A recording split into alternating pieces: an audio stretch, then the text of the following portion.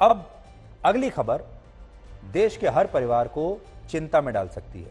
कहते हैं मां का दूध बच्चे के लिए अमृत के समान होता है। हम अक्सर सुनते हैं कि मां का दूध बच्चे के लिए सबसे अच्छा और संपूर्ण आहार होता है, लेकिन एक रिपोर्ट आपकी यह राय आज बदल सकती है। इसलिए यह विश्लेषण देश के हर परिवार को जरूर देखना चाहिए, क्योंकि इसका संबंध सिर्फ गर्भवती महिलाओं से नहीं बल्कि आने वाली पीढ़ी से भी है। लखनऊ के किंग जॉर्जेस मेडिकल यूनिवर्सिटी में एक रिसर्च हुई है। यह रिसर्च 130 गर्भवती महिलाओं पर की गई, जिसमें पता चला कि गर्भवती महिलाओं के दूध में कीटनाशक पाए गए हैं।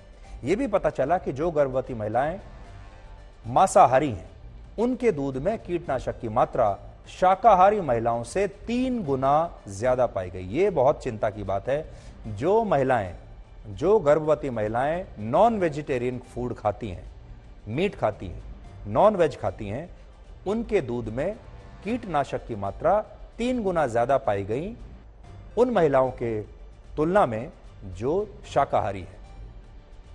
तो आखिर कीटनाशक गर्भवती महिलाओं के शरीर में कैसे पहुंचा और इसका असर गर्भवती महिलाओं और उनके बच्चों पर और हमारे समाज पर क्या होगा, इससे हम कैसे बच सकते हैं, आज ये सब कुछ आपको बताने की कोशिश करेंगे।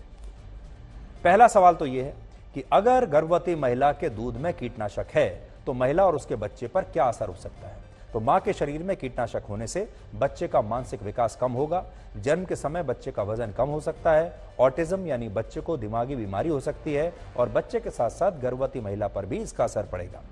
महिला में गर्भपात की संभावना बढ़ सकती है और लिवर और किडनी की बीमारी भी हो सकती है। दूसरा सवाल, अगर कोई गर्भवती महिला अपने खान पान पर ध्यान दे रही है, हेल्दी डाइट भी ले रही है, तो क्या उसके शरीर में भी कीटनाशक पहुंच सकता है। इस समय हम चारों तरफ कीटनाशक से घिरे हुए हैं। हमारे घरों में दीमक और कॉकरोच जैसे छोटे जानवरों को मारने के लिए भी कीटनाशक का छिड़काव हो रहा है, जो हवा में फैलकर हमारी सांसों के जरिए वापस हमारे शरीर में आ जाता है। आपकी रसोई में बर्तन धुलने वाले साबुन में भी कीटनाशक होता है और अगर साबुन के इस्तेमाल के बाद बर्तन ठीक से ना धुलें तो कीटनाशक बर्तन में ही रह जाता है, फिर पानी या खाने के जरिए भी आपके शरीर में वापस आ सकता है। आपके घर के बाहर मच्छर मारने के लिए जो छिड़काव होता है वो भी कीटनाशक का होता है। फसलों को कीड़े से बचाने के लिए भी कीटनाशक का ही छिड़काव किया जाता है, जो बाद में हवा में फैल जाता है, खाने में तो आता ही है। इसका मतलब एक गर्भवती महिला घर के अंदर रहकर भी कीटनाशक के प्रभाव से बच नहीं सकती। अब अगला सवाल, क्या यह सिर्फ भारत में हो रहा है? तो इसका जवाब है कि ऐसी स्थिति भारत के बाहर भी है, सब जगह है।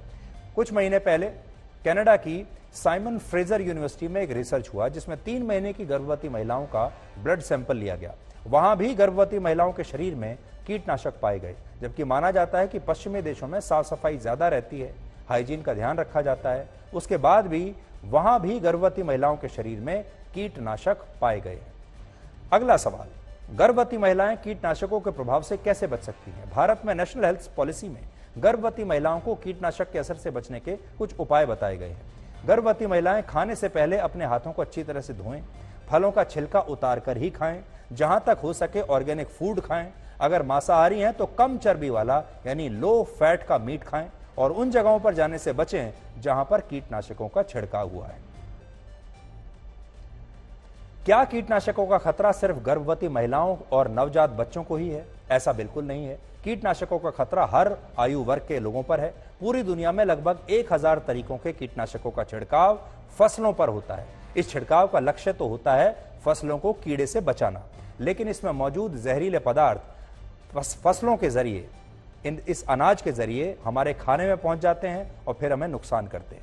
विश्व स्वास्थ्य संगठन के मुताबिक भोजन में कीटनाशक के प्रभाव से पूरी दुनिया में हर वर्ष लगभग 1,50,000 1.5 लाख लोगों की मौत हो जाती है इसी से। क्या कीटनाशकों के प्रयोग से बचा जा सकता है?